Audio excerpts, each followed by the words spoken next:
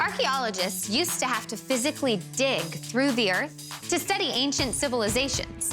But this not only risks damaging irreplaceable artifacts, but it's also rude to worms. Thankfully, a new generation of archaeologists is using digital technology to uncover humanity's past in a whole new way, keeping the artifacts safe and the worms from throwing a fit.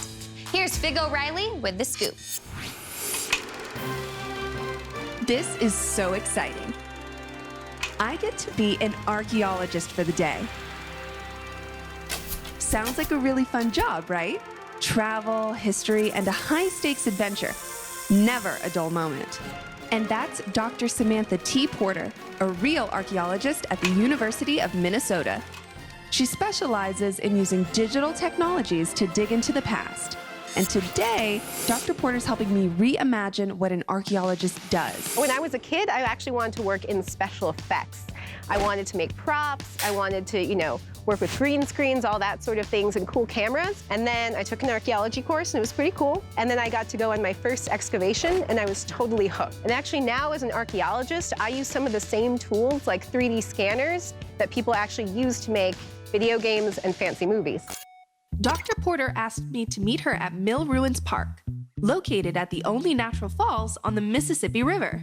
This site is a sacred place for the Dakota people. In the mid-19th century, mills were built to harness the power of the falls, making the area an industrial powerhouse. So this park was excavated in the 1980s, but I thought it'd be a perfect place to show you how digital archaeologists preserve sites all over the world. So you're a digital archaeologist. What does that even mean? Yeah, so digital archaeologists use computer tools like programming or 3D scanning to learn about the past. So by 3D scanning things, we can preserve them for the future and also share them across the world with people today. That sounds so cool. To create a 3D scan of the site, Dr. Porter will use LiDAR, which stands for Light Detection and Ranging. LiDAR shoots a laser thousands of times in all directions, and by measuring the changes in the laser beam's phase shifts, it's able to calculate all the distances. To complete our model of the park, the LiDAR takes a series of color images and 360-degree scans around the site. Then we check out the result on the computer. Wow, you really can see a great picture. Exactly. So you can see how we stitched all those scans together and then laid over those color images to create this colored 3D scan. This is a great method to let other archaeologists or even people just interested in archaeology visit archaeological sites, even if they're really far away. On a smaller scale, Dr. Porter can scan individual objects and artifacts with a series of overlapping photos, not lasers. This technology is called photogrammetry, and almost anyone can do it.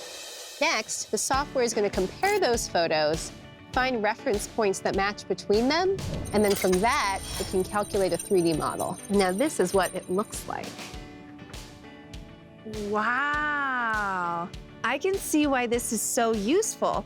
You can get any view that you want of the object, but you don't have to touch it. So yeah, another great thing about 3D scanning like LiDAR and photogrammetry is that they're non-destructive. So we've left all of the ruins around us exactly the same as when we found them. Thank you, Dr. Porter, for teaching me all about laser scanning and photogrammetry and how you're using it in your work as a digital archaeologist. Well, I'm excited that now you have this knowledge, you can go try to 3D scan things yourself. You've kind of inspired me to go forward and start scanning everything, so I'm gonna go do that now. Yeah, go for it. Good luck. Bye, Dr. Porter. Bye.